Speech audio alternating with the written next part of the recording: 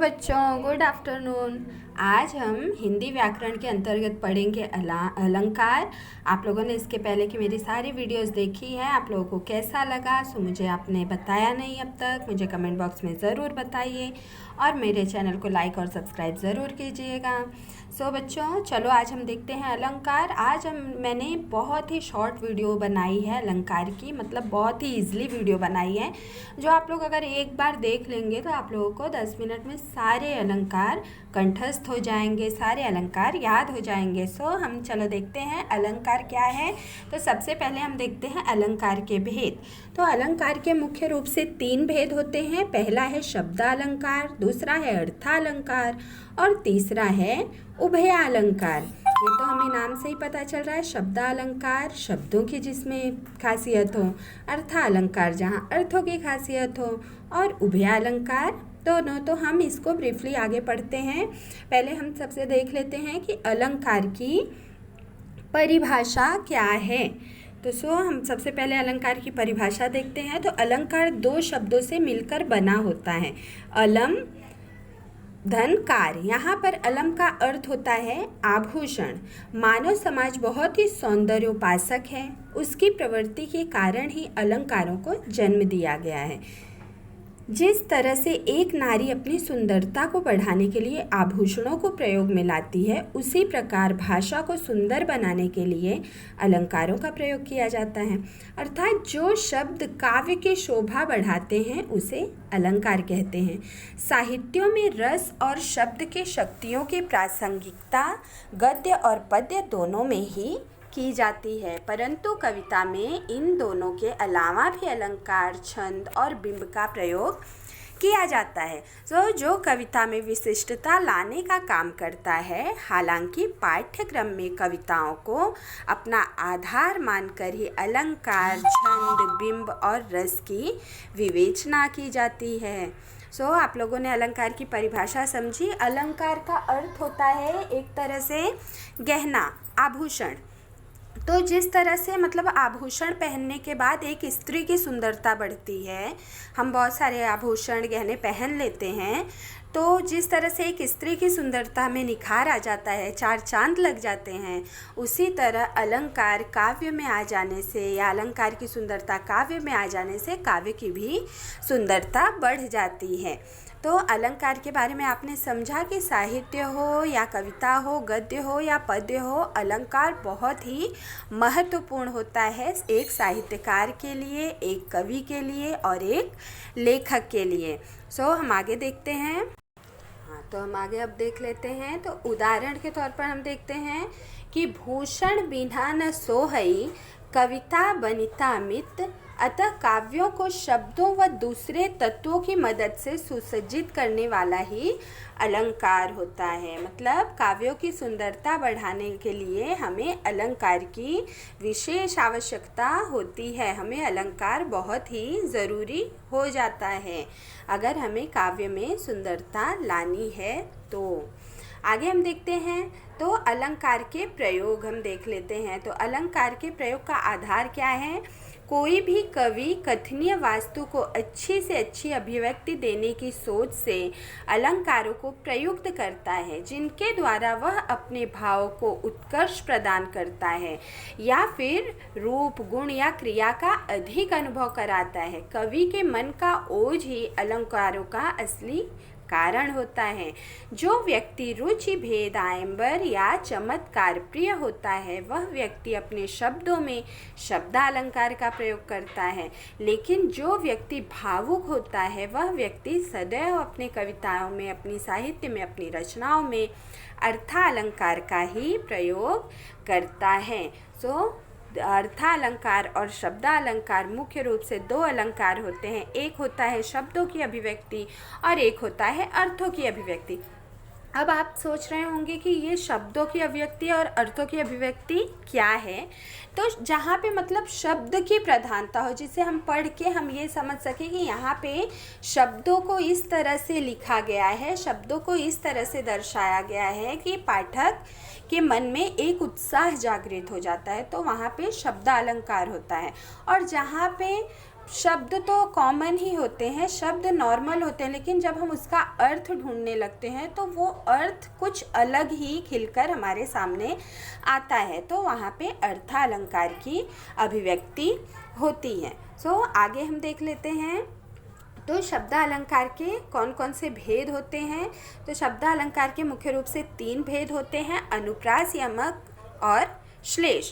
तो अनुप्रास अलंकार, यमक और श्लेष, इस तरह से शब्दालंकार को 3 भेदों में बांटा गया है। तो शब्दालंकार की परिभाषा क्या है, सबसे पहले हम देखते हैं। जो अलंकार शब्दों के माध्यम से काव्यों को अलंकृत करते हैं, वही जो मैंने अभी बताया आप लोगों को कि जहाँ पे शब्द की प्रधानता हो, जहाँ पे शब्द घुमाकर दिए हुए हों, वो शब्दालंकार के अंतर्गत आता है। यानी किसी काव्य में कोई विशेष शब्द रखने से सौंदर्य आए और कोई पर्यायवाची शब्द रखने से लुप्त हो जाए, तो यह शब्दालंकार होता है।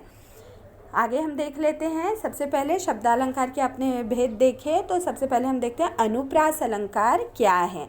जब किसी काव्य को सुंदर बनाने के लिए किसी वर्ण की बार बार आवृत्ति हो तो वह अनुप्रास अलंकार होता है। ध्यान दीजिए बच्चों कि मतलब किसी वर्ण की, यहाँ पे शब्द या वाक्य की नहीं, किसी वर्ण की बार बार अगर आवृत्ति हो रही है, बार बार वो वर्ण आ रहे हैं उस कविता में या उस कहानी में, तो वहाँ पर अनुप्रास अलंकार होता है। किसी विशेष वर्ण की आवृत्ति से काव्य सुनने में सुंदर लगता है। मतलब हम यहाँ पे देख सकते हैं, यहाँ पे मैंने कुछ एग्जाम्पल भी बताया कि यहाँ पे देखिए, चारु चंद्र की चंचल किरणें खेल रही थी जल थल में। तो यहाँ पे च वर्ण बार बार आए हुए हैं। तो ये च वर्ण के आ जाने से क्या हो रहा है कि ये एक अद्भुत, मतलब एक सुंदर अलंकार हमें दृष्टिगत हो रहा है, और इससे ये क्या हो रहा है, इस लाइन में एक अलग ही सुंदरता आ गई है। तो चारु चंद्र की चंचल किरणें खेल रही थी जलथल में। ऊपर दिए गए उदाहरण में आप देख सकते हैं कि च वर्ण की आवृत्ति हो रही है, और आवृत्ति हो से वाक्य का सौंदर्य बढ़ रहा है, अतः यह अनुप्रास अलंकार है।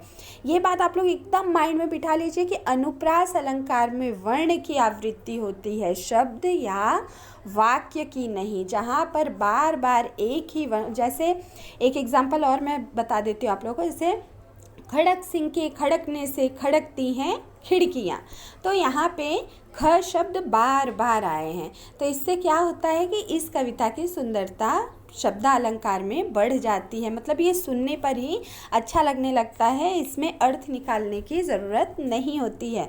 तो यहाँ पे इस तरह से जहाँ पे शब्दों की अभिव्यक्ति होती है या जो कविता सुनकर अच्छी लगती हो, वो कविताएं शब्दालंकार के अंतर्गत आती हैं, और जिसका अर्थ निकाल करके जिस कविता में सुंदरता आती है वहाँ पे अर्था अलंकार होता है। आगे हम देख लेते हैं। आगे हम देखते हैं तो यमक अलंकार।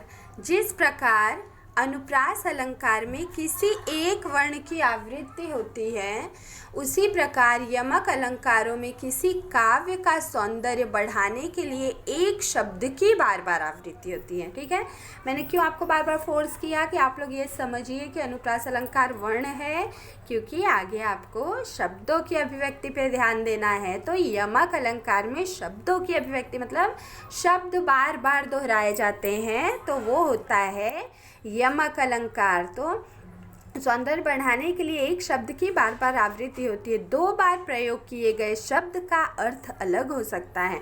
मतलब जो शब्द बार बार प्रयोग किए जा रहे हैं उसका अर्थ अलग अलग हो सकता है, लेकिन वो बार बार अभिव्यक्ति उसकी की जाती है। जैसे काली घटा का घमंड घटा, यहाँ घटा शब्द की आवृत्ति भिन्न भिन्न अर्थ में हुई है। पहले घटा शब्द वर्षा काल में उड़ने वाली मेघमाला के अर्थ में प्रयुक्त हुआ है, और दूसरी बार घटा का अर्थ है कम हुआ, अतः यहाँ यमक अलंकार है। मतलब यहाँ पे घटा शब्द का, ये जो घटा शब्द है इसका अर्थ है कि घटना या कम होना, और ये जो काली घटा का अर्थ है तो ये बादल से है, काली घटा छाई हुई है तो ये बादल से है। तो इस तरह से यहाँ पे क्या है कि शब्द एक ही है लेकिन उसके अर्थ अलग अलग हैं, तो यहाँ पे यमक अलंकार हो जाता है। यहाँ पे हम देख सकते हैं जैसे कनक कनकते सौ गुनी, मादकता अधिकाय, वह खाए बौराए जग, वह पाए बौराए। तो यहाँ पर कनक शब्द का अर्थ सोना और धतूरा अर्थात जहर से भी किया गया है। सोना और धतूरा, एक कनक का अर्थ है सोना, दूसरे कनक का अर्थ है धतूरा। तो यहाँ पर भी यमक अलंकार होता है, अर्थात यहाँ पे क्या है कि एक ही शब्द 2 बार 3 बार 4 बार हो लेकिन उसके अर्थ अलग अलग हों तो वहाँ पर यमक अलंकार होता है। तो ये भी शब्द अलंकार के ही अंतर्गत आता है। सो आगे हम देख लेते हैं श्लेष अलंकार। अब श्लेष अलंकार क्या है हम देखते हैं। श्लेष अलंकार ऊपर दिए गए दोनों अलंकारों से भिन्न है। श्लेष अलंकार में एक ही शब्द के विभिन्न अर्थ होते हैं, जैसे रहीमन पानी राखिए, बिन पानी सब सून, पानी गए न उबरे, मोती मानस चून। सॉरी, यहाँ पे मोई हो गया है टाइप। तो मोती मानस चून। तो इस दोहे में रहीमन ने पानी को 3 अर्थों में प्रयोग किया है। पानी का पहला अर्थ है मनुष्य के संदर्भ में है, जब इसका मतलब विनम्रता से है, मतलब पानी अर्थात अपनी मर्यादा, अपनी विनम्रता। और यहाँ पे दूसरे पानी से पानी सब सुन, पानी गए ना उबरे, मोती मानस चून। तो यहाँ पे दूसरे पानी का अर्थ है कि रहीमन कह रहे हैं कि मनुष्य में हमेशा विनम्रता होनी चाहिए। और पानी का दूसरा अर्थ आभा होता है, अर्थात तेज, जो कि मोती के साथ दिखाया गया है। तो तेज या चमक से, जिसके बिना मोती का कोई मूल्य नहीं होता। और पानी का तीसरा अर्थ जल से है, जिसे आटे में डालने के, जब तक हम आटे को पानी डालकर नहीं सानेंगे तब तक उसमें कोई भी सत्व नहीं रहता। तो यहाँ पे देखिए 3 बार पानी कहा गया है। रहीमन पानी राखिए, बिन पानी सब सुन। रहीमन पानी राखिए मतलब हे मनुष्य, आप अपनी विनम्रता को सदैव कायम रखिए, अपनी मर्यादा को सदैव कायम रखिए। बिन पानी सब सुन, बिना पानी के अर्थात बिना मर्यादा के सब कुछ सुना है, कुछ भी नहीं है दुनिया में। पानी गए ना उबरे मतलब पानी अगर चला गया, एक बार तुम्हारी मर्यादा, तुम्हारा अहम अगर तुमसे छिन गया तो फिर तुम में वो अहम नहीं आएगा। मोती मानस चून, मोती अर्थात मोती भी पानी के बिना असहाय है, मतलब अगर मोती में चमक नहीं है तो उस मोती का कोई मूल्य नहीं। उसी तरह इंसान में अगर विनम्रता नहीं है तो उसका कोई मूल्य नहीं। और आटे में अगर हम पानी डाल के गूँथेंगे नहीं तो हम खा नहीं सकते, तो इसलिए आटे का भी कोई मूल्य नहीं होता है। तो यहाँ पे इस तरह से पानी शब्द तो एक ही है किंतु उसके अर्थ अलग अलग कर दिए गए हैं। सो यहाँ पर श्लेष अलंकार हो जाता है। आगे हम देख लेते हैं अर्थालंकार के भेद। तो अर्थालंकार में उपमा, रूपक, उत्प्रेक्षा, अतिशयोक्ति, मानवीकरण, इस तरह से 5 भेद माने गए हैं। तो आप लोगों को शब्दालंकार समझ में आया है। तो अब हम आगे देख लेते हैं अर्थालंकार क्या है। तो अर्थालंकार की सबसे पहले हम परिभाषा देख लेते हैं। जब किसी वाक्य का सौंदर्य उसके अर्थ पर आधारित होता है तब यह अर्थालंकार के अंतर्गत आता है। अर्थालंकार के भेद, तो अर्थालंकार के मुख्यतः 5 भेद होते हैं, हमने आगे भी देखा। उपमा अलंकार, रूपक अलंकार, उत्प्रेक्षा अलंकार, अतिशयोक्ति अलंकार और मानवीकरण अलंकार। आगे हम देख लेते हैं उपमा अलंकार क्या है। उप का अर्थ है समीप, मतलब पास, और पा का अर्थ है तोलना या देखना। अतः जब 2 भिन्न वस्तुओं में समानता दिखाई जाती है तब वहाँ उपमा अलंकार होता है। जैसे कर कमल सा कोमल, किसके जैसा कोमल? कमल के समान कोमल। तो यहाँ पैरों को कमल के समान कोमल बताया गया है, अतः यहाँ उपमा अलंकार होगा। कर अर्थात हाथ होता है, हाथों को कमल के समान कोमल बताया गया है, तो यहाँ पर उपमा अलंकार होता है। आगे हम देख लेते हैं रूपक अलंकार क्या है। तो जब उपमान और उपमेय में अभिन्नता या अभेद दिखाया जाए तब यह रूपक अलंकार होता है। मतलब जैसे यहाँ पे हम एग्जाम्पल देख लेते हैं कि मैया मैं तो चंद्र खिलौना ले हूँ। यहाँ पे क्या दिखाया गया है कि चंद्रमा और खिलौने में समानता न दिखाकर चांद को ही खिलौना बोला जा रहा है, तो इसलिए यहाँ पर रूपक अलंकार हो जाएगा। मतलब यहाँ पे ये नहीं बोला जा रहा है कि माँ मुझे चांद के जैसा खिलौना चाहिए। यहाँ उपमान और उपमेय में अभिन्नता या अभेद दिखाया नहीं जा रहा है।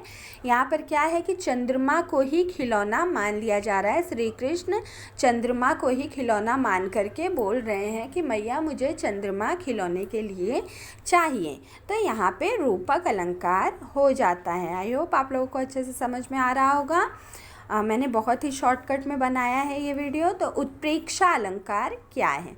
अब जहाँ उपमेय में उपमान के होने की संभावना का वर्णन हो तब वहाँ उत्प्रेक्षा अलंकार होता है। ठीक है, मतलब जहाँ उपमेय में उपमान की संभावना होती है। यदि पंक्ति में मनु, जनु, मेरे, जानते, मनहु, मानो, मतलब किसी की समानता दिखाने के लिए कोई वर्ड लगाया जाए कि जैसे तैसे, इस तरह से जो वर्ड मानो चंद्रमा जैसा, मानो पुष्प जैसा, उसके होंठ मानो गुलाब जैसे, तो मतलब किसी की तुलना जब करनी होती है तो वहाँ पर उत्प्रेक्षा अलंकार होता है। मतलब किसी चीज़ से किसी चीज़ की तुलना हम अक्सर करके देखते हैं कि इंसान कहता है कि उसके होठ जैसे गुलाब की पंखुड़ियों जैसे, उसकी आंखें हिरनी जैसी, उसके नैन नक्श मोरनी जैसे, उसके बदन सोने जैसे। तो ऐसे जो मतलब किसी जैसे जब उपमेय में उपमान की संभावना दिखाई जाए तो वहाँ पर उत्प्रेक्षा अलंकार होता है। यहाँ पे देख लीजिए आप एग्जाम्पल, मुख मानो चंद्रमा है। मुख मानो चंद्रमा है, मतलब ऐसा नहीं बोला गया है कि चंद्रमा ही है, मतलब निश्चित रूप से नहीं बताया गया है। यहाँ पे संभावना है कि मुख जैसे चंद्रमा की तरह है उसका। तो ऊपर दिए गए उदाहरण में मुख के चंद्रमा होने की संभावना का वर्णन हो रहा है। उक्त वाक्य में मानो भी प्रयोग किया गया है, अतः यहाँ उत्प्रेक्षा अलंकार है। आई होप आप लोग बहुत ही अच्छी तरह से समझ गए होंगे क्या है अलंकार। और हम आगे देख लेते हैं, अतिशयोक्ति अलंकार क्या है। नाम से ही पता चल रहा है, जब किसी बात का वर्णन बहुत बढ़ा चढ़ा कर किया जाए तब वहाँ अतिशयोक्ति अलंकार होता है। जैसे हम एग्जाम्पल देख लेते हैं, आगे नदियाँ पड़ी अपार, घोड़ा कैसे उतरे पार, राणा ने सोचा इस पार, तब तक चेतक था उस पार। मतलब यहाँ पे क्या है कि ऊपर दिए गए उदाहरण में चेतक की शक्तियों व स्फूर्ति का बहुत बढ़ा चढ़ाकर वर्णन किया गया है, अतः यहाँ अतिशयोक्ति अलंकार है। अब हम एक और एग्जाम्पल देख लेते हैं कृष्ण जी का। जैसे पानी, जब सुदामा कृष्ण के यहाँ जाते हैं तो एक कविता इस तरह से बनाई गई है, बिहारी लाल जी ने बनाई है कि पानी परात को हाथ छुयो नहीं, नैनन से पद पंकज धोयो। मतलब कि पानी, परात के पानी, जो परात में उन्होंने थाली में उन्होंने पानी रखा था उसे हाथ से नहीं छुआ और अपने अश्रु से ही सुदामा के पांव श्री कृष्ण ने धो डाले। तो यहाँ भी एक अतिशयोक्ति है। अतिशयोक्ति का अर्थ क्या है कि मतलब जो असंभव है वो कार्य भी संभव होता दिखे, तो वहाँ अतिशयोक्ति अलंकार होता है। आगे हम देख लेते हैं, मानवीकरण अलंकार क्या है। जब प्राकृतिक चीज़ों में मानवीय भावनाओं के होने का वर्णन हो तब वहाँ मानवीय अलंकार होता है। जैसे मतलब हम एग्जाम्पल किसी अन्य चीज़ का दे रहे हैं लेकिन वो सिर्फ वो कार्य मानव ही कर सकते हैं, ऐसा जहाँ पर ऐसी बातें कविताओं में लिखी हो तो वहाँ मानवीकरण अलंकार होता है। जैसे फूल हंसे कलियाँ मुस्काएं। फूल तो वैसे नॉर्मली फूल कभी हंसते तो नहीं है, लेकिन हमने उसे सिर्फ एग्जाम्पल दिया है कि फूल हंस रहे हैं। हंसता सिर्फ इंसान है, लेकिन हम एग्जाम्पल देते हैं फूलों को भी कि फूल हंस रहे हैं। और कलियाँ मुस्कुरा रही हैं। मुस्कुराना और हंसने का कार्य तो मानव का होता है। ऊपर दिए गए उदाहरण में आप देख सकते हैं कि फूलों के हंसने का वर्णन किया गया है जो मनुष्य करते हैं, अतः यहाँ मानवीकरण अलंकार है। ठीक है, तो आपने देख लिया मानवीकरण अलंकार क्या है। अब हम थोड़ा सा और देख लेते हैं, उभया अलंकार क्या है। शब्दालंकार, अर्थालंकार आपने देख लिया। आई होप आप लोगों को अच्छे से समझ में आ गया होगा शब्द और अर्थालंकार क्या है। अब हम देख लेते हैं उभया अलंकार। उभया अलंकार में कुछ भी नहीं है, बहुत ही ईजी है, थोड़ा सा है, 2 लाइन में मैंने समझा दिया है। तो उभय अलंकार की परिभाषा ऐसे होती है कि ऐसा अलंकार जिसमें शब्द और अर्थ दोनों का योग हो उसे उभय अलंकार कहते हैं। अर्थात जो अलंकार शब्द और अर्थ दोनों पर आधारित रहकर दोनों को चमत्कारी करते हैं वहाँ उभय अलंकार होता है। यहाँ पे हम एक एग्जाम्पल देख रहे थे, जैसे कजरारी अखियन में कजरारी न लखाए। अब यहाँ पे कजरारी कजरारी 2 बार आए हैं, तो कजरारी का अर्थ ये यमक अलंकार में हो गया, अर्थात शब्द अलंकार हो गया। और कजरारी अखियन मतलब काजल वाली आँख में वो काजल दिखाई नहीं देता, मतलब जिसने काजल लगाया है अपनी कजरारी आँखों में वो काजल वो स्वयं नहीं देख सकता। तो यहाँ पे इस दोहे का यही मतलब है, लेकिन यहाँ पे कजरारी कजरारी शब्द 2 बार दिया गया है और उसके अर्थ अलग हैं, तो इसलिए यहाँ पर यमक अलंकार अर्थात शब्दालंकार के अंतर्गत आ गया है और इसमें अर्थ भी निकाला गया है, मतलब इसमें अर्थों की भी अभिव्यक्ति है और शब्दों की भी प्रधानता है, इसलिए ये उभय अलंकार के अंतर्गत आ गया है। सो आई होप बच्चों आप लोगों को बहुत ही अच्छी तरह से समझ में आ गया होगा अलंकार क्या है, अलंकार की परिभाषा क्या है, अलंकार के भेद क्या है। मैंने बहुत ही शॉर्टकट में ये वीडियो बनाया है क्योंकि मैंने देखा है कि बहुत ब्रीफली उसे बढ़ा चढ़ा के कई पार्ट्स में अलंकार के वीडियो बनाते हैं, तो आप लोग वो सारे पार्ट्स को देखते हैं और सारे पार्ट्स को समझते हैं कि क्या है इसमें क्या है इसमें, फिर लास्ट में क्या होता है कि आप लोग इतने सारे पार्ट्स को देख देख के फिर भूल जाते हैं लास्ट में स्टार्टिंग वाला, फिर आप स्टार्टिंग से पढ़ते हैं। तो इसलिए मैंने एक ही वीडियो में एकदम शॉर्टकट में, क्योंकि मेन तो इतना ही सीखना होता है और बाकी तो एग्जाम्पल डालेंगे, उदाहरण ढेर सारे डाल दें, परिभाषाओं को और भी बढ़ा चढ़ा के लिख दें, कई शब्दों में लिख दें, तो वो बढ़ ही जाएगा, ऑब्वियसली बढ़ जाएगा, लेकिन उससे मतलब नहीं है क्योंकि आपको सीखना सिर्फ इतना ही है और इतने को ही आपको याद रखना है। अलंकार बस इतना ही इम्पॉर्टेंट होता है। सो बच्चों अगर आप लोगों को मेरी वीडियो अच्छी लगी हो तो मुझे लाइक और सब्सक्राइब ज़रूर कीजिए। सो अगर आप लोगों को कोई भी प्रॉब्लम लगती हो तो मुझे कमेंट बॉक्स में ज़रूर बताइए। सो बाय बाय।